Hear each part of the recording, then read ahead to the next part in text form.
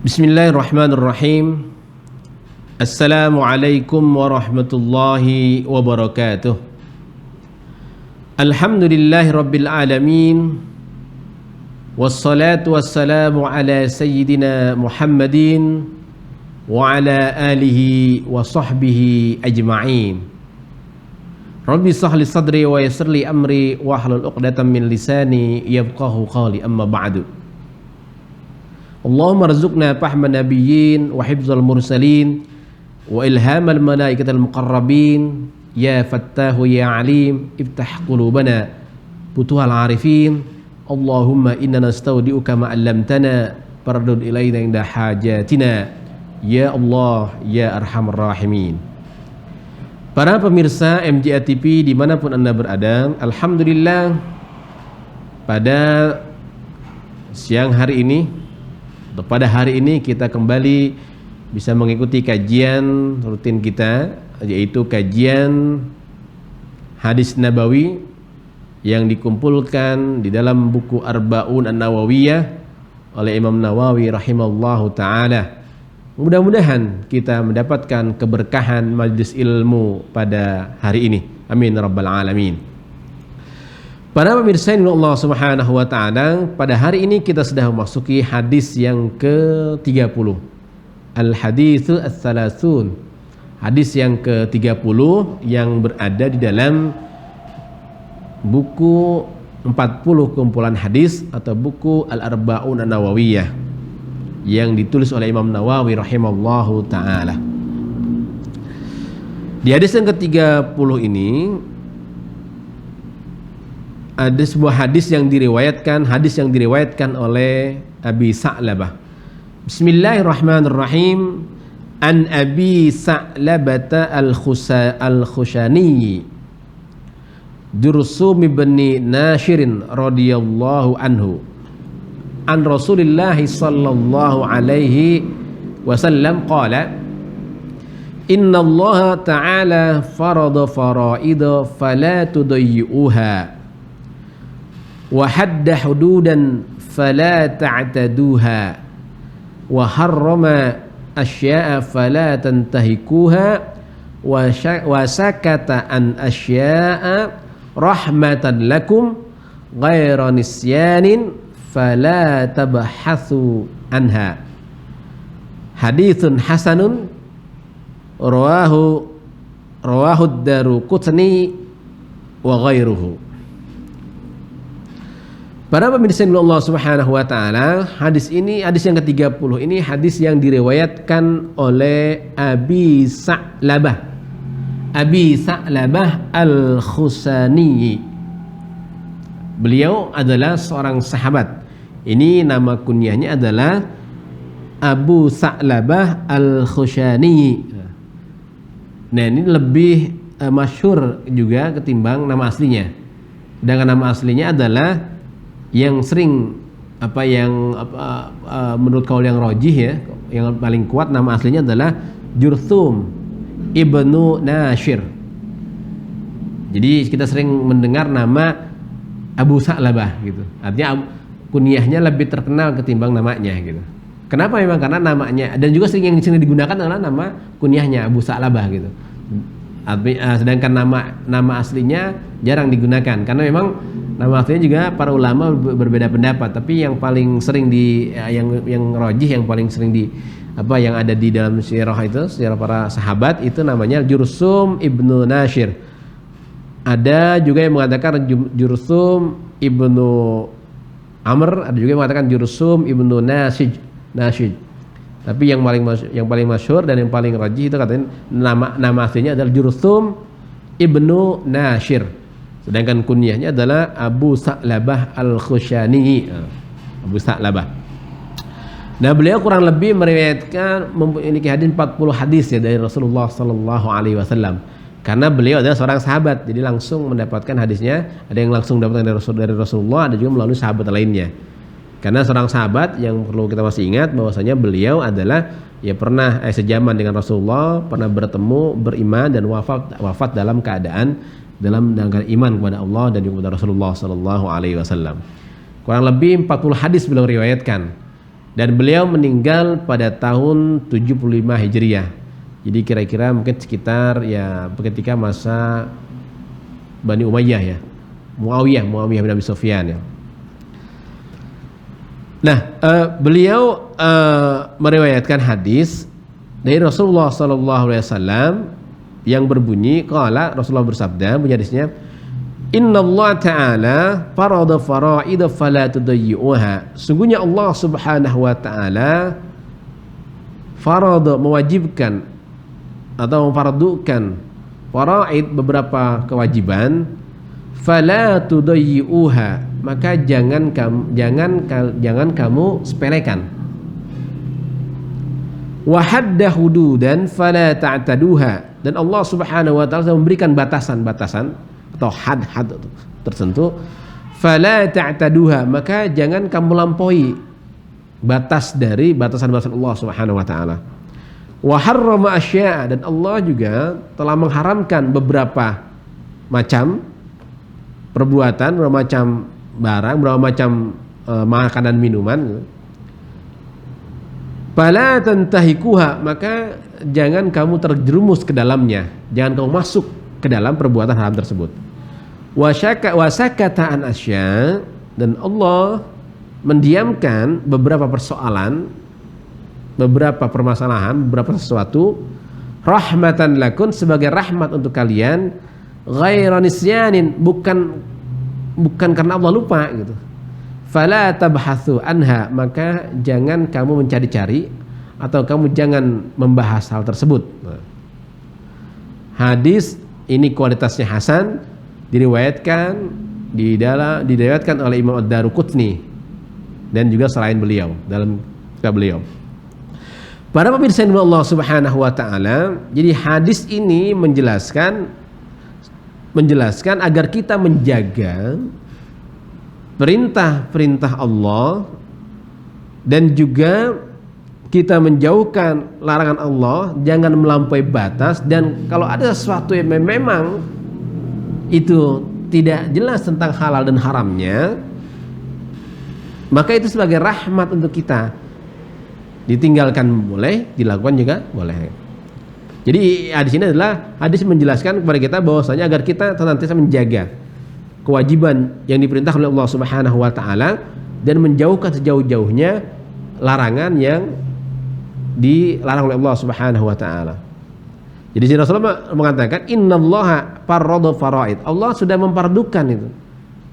Kewajiban salat 5 waktu, kewajiban berpuasa, kewajiban kita melakukan zakat fitrah. Itu kewajiban yang ditetapkan oleh Allah Subhanahu wa taala. Jangan sampai kita tadyi'. Jangan sampai kita menyepelekan. Jangan sampai kita mengabaikan kewajiban tersebut. Nanti kewajiban-kewajiban yang sudah diwajibkan Allah Subhanahu wa taala jangan sampai kita mengabaikannya. Dengan cara apa mengabaikannya? Artinya la tuhmiluha. Dengan cara apa itu mengabaikannya? Imma bitarkin au bittahawun au bittahawuni au bibaksiha au naqsiha. Kita menyepelekan dengan cara meninggalkan, menganggap sepele, menganggap tidak ada makna. Nah itu. Jangan sampai seperti itu. Dan ini adalah salah satu di antara peringatan yang disampaikan Rasulullah kepada kita. Allah Subhanahu wa taala sudah menetapkan kewajiban-kewajiban itu. Sudah menetapkan kewajiban-kewajiban kepada umat Islam, kepada hambanya, umat Nabi Muhammad sallallahu alaihi wasallam. Maka jangan kita menyepelekan itu dengan cara meninggalkan atau menganggap sepele, menganggap hal tersebut sebagai sesuatu yang tidak ada manfaat untuk diri kita. Jangan sampai seperti itu. Maka bahasanya fala tudayyi'uha, jangan kamu sia-siakan itu. Karena semuanya itu pasti ada manfaatnya untuk kita, untuk manusia. Zahiran kana aw batina, baik itu manfaat zahir jisim untuk tubuh kita maupun juga manfaat rohani untuk rohani kita. Karena Allah Subhanahu wa taala ketika mewajibkan sesuatu tidak mungkin itu tidak punya manfaat untuk hambanya. Karena Allah tidak pernah menciptakan sesuatu yang sia-sia untuk makhluknya. Jadi yang pertama ini pesan dari Rasulullah yang pertama adalah innallaha ta'ala farada fara'id fala tudayyi'uha. Jangan kita menyepelekan. kewajiban-kewajiban atau perintah-perintah Allah yang sudah dititahkan kepada kita. Dan ketika kita memahami perintah itu, manusia memahami perintah itu kenapa? Karena manusia itu diberikan akal oleh Allah gitu. Sehingga dia memahami mana perintah Allah, mana larangan Allah gitu. Sehingga kalau kita mengabaikannya dengan cara meninggalkan atau menganggap remeh, berarti kita tidak menggunakan akal kita gitu. Karena akal yang memberikan adalah Allah Subhanahu wa taala. Yang kedua, wa hadda hududan fala ta'taduha. Yang kedua, Allah sudah menetapkan batasan-batasannya, maka jangan sampai melampaui batas gitu. Ini bisa bermakna bahwasanya ada perbuatan-perbuatan yang diharamkan Allah Subhanahu wa taala yang nanti mempunyai hukum had di situ. Contoh haddul zina, orang yang berzina. Kemudian orang yang berzina maka harus ketika memenuhi ukurannya, memenuhi batasannya atau nisabnya, maka dia dihukum had, dipotong tangannya gitu. Ketika dia berzina, di had, ada hukum had yang dirajam. Ada juga haddul qadzab gitu, orang yang menuduh dusta kepada orang lain. Nah itu jadi ada had, bisa bermakna itu, bisa bermakna hukum had seperti itu, atau sudah menetapkan itu. Maka jangan sampai kita melampaui batasan-batasan yang sudah ditentukan oleh Allah Subhanahu wa taala gitu. Tidak ada batasan-batasannya gitu. Atau bisa juga bermakna bahwasanya ketika Allah Subhanahu wa taala mewajibkan atau sesuatu, maka itu biasanya ada rukun dan ada syaratnya gitu. Sebagai qaid gitu, sebagai batasannya gitu. Maka jangan sampai kita melebihi dari syarat rukun itu. Contoh umpamanya, kewajiban kita untuk sholat kan ada batasannya itu, ada hadnya, ada rukun dan syarat sholat, ada syarat sahnya sholat, ada syarat wajib, ada syarat sahnya sholat, ada syarat wajib sholat kan gitu. Mungkin yang kita kenal diantaranya syarat wajib sholat ketika masuk waktu, syarat wajib. Kemudian syarat wajib sholat ketika seorang muslim balik, berakal kan gitu. Kemudian syarat sahnya adalah dia seorang muslim, kemudian suci dari segala hadas kecil dan besar, kemudian menghadap kiblat. Ada syarat-syarat yang membatasi sholat tersebut, sehingga kewajiban sholat yang kita laksanakan itu memenuhi dari perintah, sesuai dengan perintah Allah Subhanahu wa taala. Makanya wa hadda hududan fala ta'taduha, Allah sudah menetapkan batas, maka jangan melampaui. Wudu juga ada syarat dan rukunnya kan gitu. Sama semuanya. Dan jangan sampai kita melampaui batas yang sudah ditentukan oleh Allah Subhanahu wa taala. Ini Rasulullah mengajarkan kepada kita. Yang ketiga adalah wa harramah asya fala tantahikuha. Dan Allah Subhanahu wa taala juga telah mengharamkan asya, beberapa perkara. Fala tantahikuha, jangan sampai kita terjerumus masuk ke dalamnya. Zina itu haram. Jangan sampai kita mendekati perbuatan tersebut, apalagi sampai terjatuh ke dalam perbuatan tersebut. Minuman-minuman khamr yang memabukkan, yang dapat merusak akal kita, itu diharamkan oleh Allah Subhanahu wa taala. Dan jelas ayatnya kan gitu. Jelas ayatnya, jelas juga larangannya.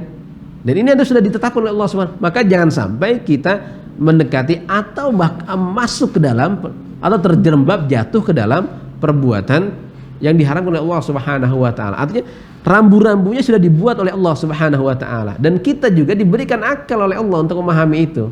Kita diberikan nurani oleh Allah Subhanahu wa taala. Maka wa harrama asya, Allah mengharamkan beberapa binatang, babi dan anjing bagi umat Islam.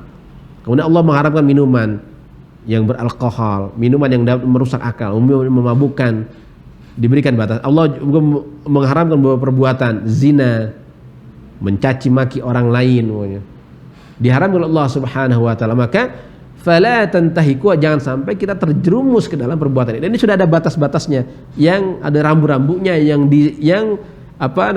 dibuat atau ditentukan batasannya itu oleh Allah Subhanahu wa taala. Di mana adanya? Di dalam Al-Qur'an, dalam hadis Rasulullah sallallahu, dan juga dalam hadis Rasulullah sallallahu alaihi wasallam. Maka setiap seorang muslim itu yang beriman kepada Allah Subhanahu wa taala, maka biasanya dia sensitif terhadap perintah Allah dan juga larangan Allah Subhanahu wa taala.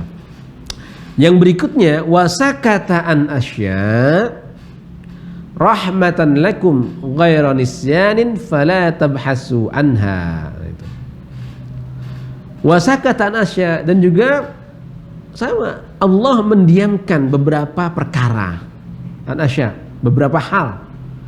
Sebagai apa? Rahmatan lakum, sebagai kasih sayang Allah kepada kalian, sebagai rahmat Allah kepada kita, kepada manusia, lakum baik manusia. Ghaira nisyan, bukan karena lupa. Artinya ada beberapa hal mungkin yang tidak tercantum di dalam Al-Qur'an dan juga tidak dalam hadis gitu. Yang tidak jelas halal dan haramnya sesuatu itu. Maka itu bukan tidak dicantum atau tidak disebutkan oleh Allah SWT, bukan berarti Allah lupa dengan hal itu, bukan. Karena hasyalillah, karena Allah tidak mungkin lupa. Tidak mungkin itu. Tapi apa itu? Sebagai rahmat, nah, bagi kasih sayang Allah kepada kita. Berarti boleh kita lakukan atau boleh juga kita tinggalkan. Karena rahmat bagi kita. Rahmatan lakum, sebagai rahmat bagi kita. Maka fala tabhasu anha, jangan kalian tabhas, bertanya-tanya, mencari-cari hukumnya itu. Ini bisa bermakna, maknanya adalah larangan ini jangan mencari, jangan bertanya. Maknanya bisa bermakna ketika di masa Rasulullah Shallallahu Alaihi Wasallam. Kenapa memang? Karena ketika bertanya biasanya akan turun wahyu itu untuk menjelaskan persoalan yang ditanya itu. Bisa jadi yang tadinya mungkin hal itu sesuatu yang bisa digunakan atau tidak digunakan, ketika ayat turun malah justru diharamkan karena pertanyaan gitu. Karena itu maka kita dilarang untuk banyak bertanya persoalan-persoalan yang mungkin tidak penting gitu.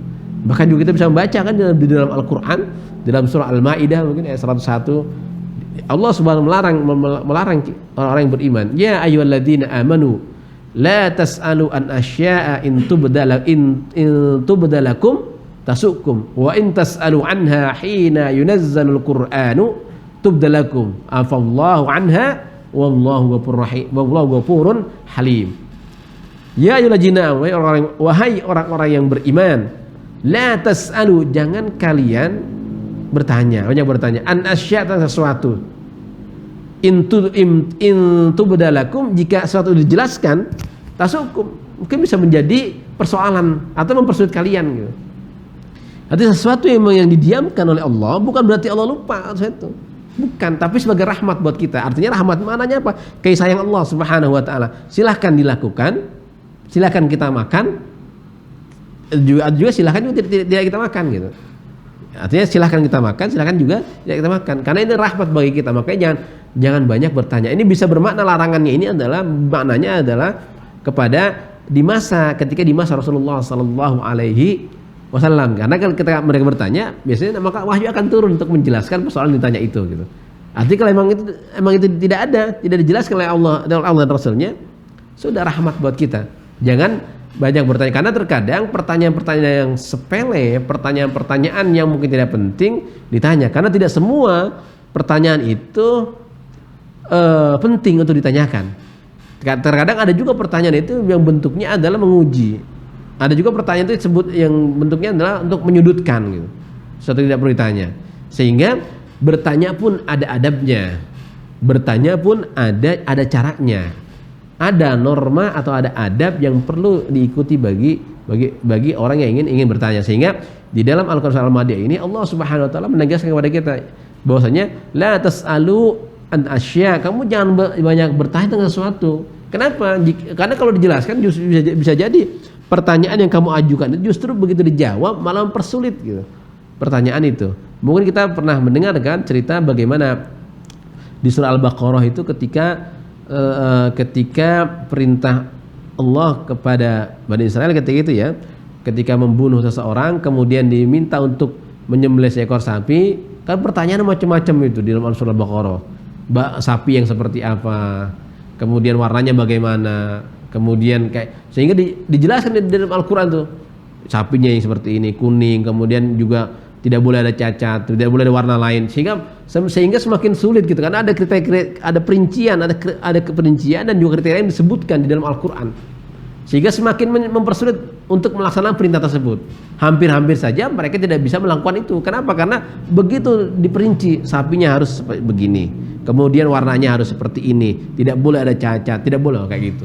Nah, itu gambaran bagaimana ketika sesuatu ditanya, ketika sesuatu didiamkan oleh Allah Subhanahu wa taala, bukan berarti Allah lupa. Allah tidak punya sifat lupa itu. Kenapa dibiarkan? Karena rahmat bagi umatnya Nabi Muhammad sallallahu alaihi wasallam. Sehingga di sini, di dalam hadis ini Rasulullah SAW menjelaskan kepada kita, wasakata anak. Tadi kan di atas Allah sudah mempardukan, Allah sudah mewajibkan, maka jangan pernah disia-siakan. Allah sudah memberikan batasan-batasannya, maka jangan dilampaui batasan itu, jangan diterjang batasan-batasan itu. Kemudian juga Allah sudah mengharamkan, jangan sampai terjatuh ke dalam perbuatan atau perilaku yang haram itu, kan gitu. Nah, kemudian yang keempat, ada sesuatu yang di situ tidak diharamkan, juga tidak ada batasannya, juga tidak tidak ada penjelasannya, yang lainnya disengaja dibiarkan oleh Allah Subhanahu wa taala. Untuk apa? Untuk rahmat, untuk menjadi keluasan buat kita gitu. Umat Nabi Muhammad sallallahu alaihi wasallam. Nah, ini di masa Rasulullah sallallahu alaihi wasallam. Jadi jangan banyak bertanya tentang sesuatu kepada Rasulullah ketika itu, karena dikhawatirkan turun wahyu yang kemudian menjelaskan persoalan itu menjadi menyudutkan kita. Nah, bisa juga untuk bermakna sekarang gitu, untuk makna umat Nabi Muhammad yang sekarang ini gitu.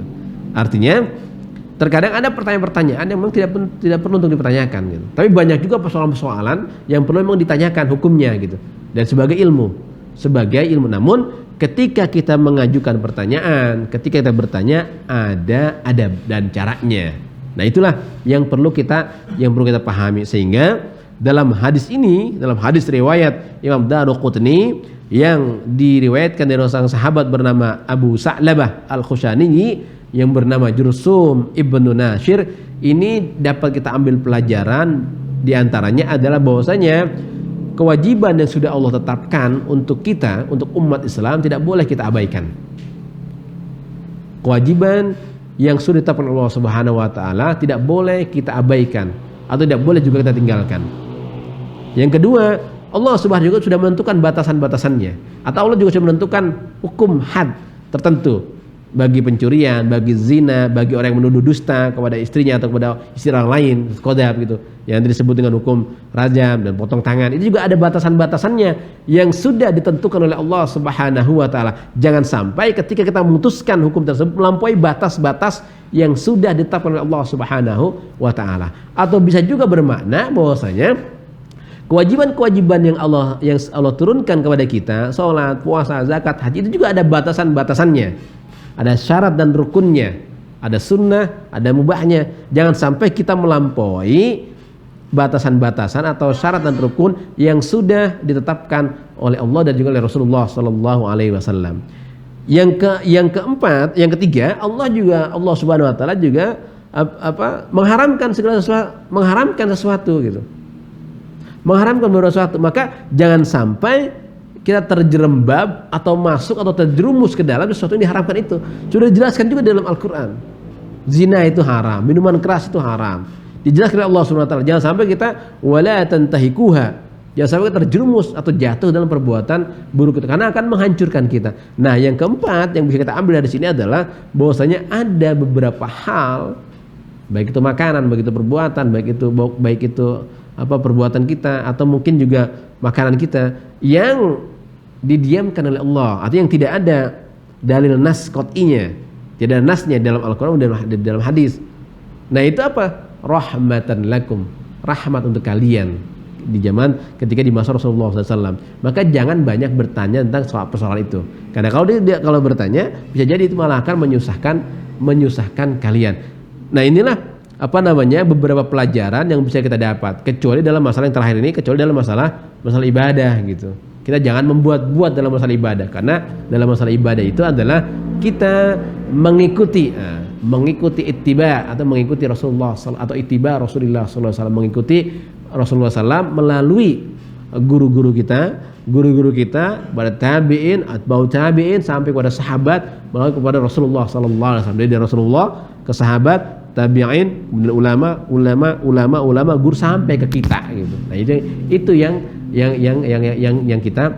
kita ikuti. Jangan sampai kita mengada-ngada dalam persoalan ibadah kepada Allah Subhanahu wa taala.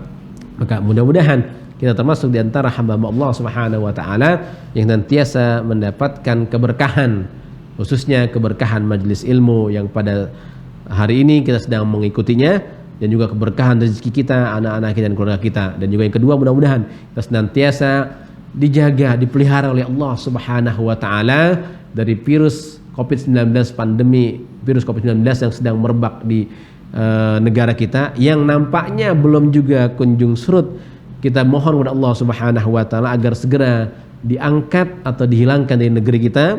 Yang kedua, kita mohon kepada Allah Subhanahu wa taala agar diri kita, keluarga kita, dan seluruh bangsa kita dilindungi dari musibah pandemi COVID-19 ini. Amin ya rabbal alamin. Subhanakallahumma bihamdika asyhadu an la ilaha illa anta astaghfiruka wa atubu ilaik. Wassalamualaikum warahmatullahi wabarakatuh.